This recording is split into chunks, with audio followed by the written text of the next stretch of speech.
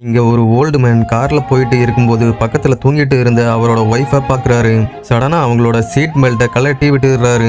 அதுக்கப்புறம் அவரோட கண்களை மூடி சூசைட் பண்ணிக்கணும்னு முடிவு பண்ணி ஆக்சிலேட்டரை வேகமா அழுத்துறாரு. ஆக்சுவலா அவங்க ஒரு காலத்துல ரொம்ப சந்தோஷமா அதிக காதலோட வாழ்ந்திருப்பாங்க. அப்படி இருக்கிறப்ப ஒரு நாள் அந்த ஓல்டு லேடி சடனா டிமென்ஷியாங்கிற ஒரு மறதி நோயால பாதிக்கப்படுறாங்க.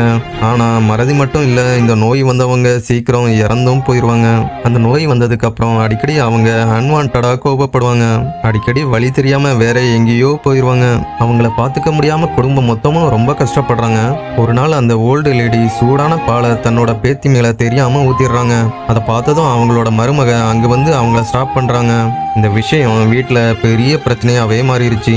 மருமக கோபப்பட்டு வீட்டை விட்டே போயிடுறாங்க. கொஞ்ச நாள் அந்த வயசானவரும் அதே மாதிரி மறதி நோயால பாதிக்கப்படுறாரு. ஸோ அவங்க மகன் கிட்ட நீங்க தனியா சந்தோஷமா வாழுங்க, நாங்க ஏதோ எங்களால முடிஞ்ச வரைக்கும் தனியா வாழ்ந்துட்டு யாருக்கும் கஷ்டத்தை கொடுக்காம போயிடுறோம்னு சொல்லிட்டு அங்க இருந்து கிளம்பிடுறாரு.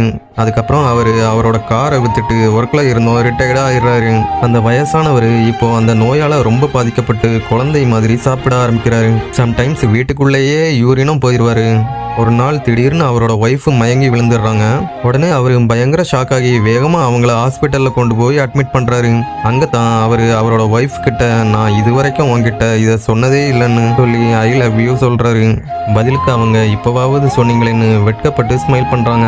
ஆனா அவரோட ஒய்ஃபு இந்த நோயால மனசுக்குள்ள ரொம்ப கஷ்டப்படுவாங்க. இப்போ ஒரு நாள் யாரும் இல்லாத டைம்ல இந்த வலியோட வாழ்றது ரொம்ப கஷ்டமா இருக்குதுன்னு ஒரு நோட் எழுதி வச்சுட்டு சூசைட் பண்ணிக்கலாம்னு போறாங்க. ஆனா சரியான டைம்ல டாக்டர் அவங்கள காப்பாத்திருவாங்க.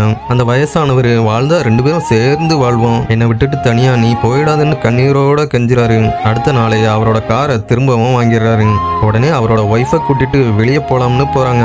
அங்கதான் வாழ்க்கையை முடிச்சுக்கணும்னு முடிவு பண்ணி ஒய்ஃப் தூங்குற டைம்ல கண்ணை மூடிட்டு வேகமா ஆக்சிலேட்டரை அழுத்துறாரு. ஆனா அதிர்ஷ்டவசமா ஓவர் ஸ்பீடுன்னு சொல்லி போலீஸ் அவங்கள ஸ்டார்ட் பண்ணிடுறாங்க. அடுத்த நாள் விடிஞ்சதும் அவரோட ஒய்ஃப் சன்ரைஸை பார்க்க போறாங்க. அங்க அவங்களுக்கு பீச்ல ஃபர்ஸ்ட் டைம் அவங்க ஹஸ்பண்ட் ப்ரொபோஸ் பண்ணின அவங்களோட ஓல்டு டேஸ் எல்லாம் ஞாபகத்துக்கு வருது. கொஞ்ச நேரத்துல அந்த வயசானவரும் அவங்க பக்கத்துல வந்து அங்க உட்கார்றாரு. ஆனா அவங்க அமைதியா இறந்தே போயிடுறாங்க.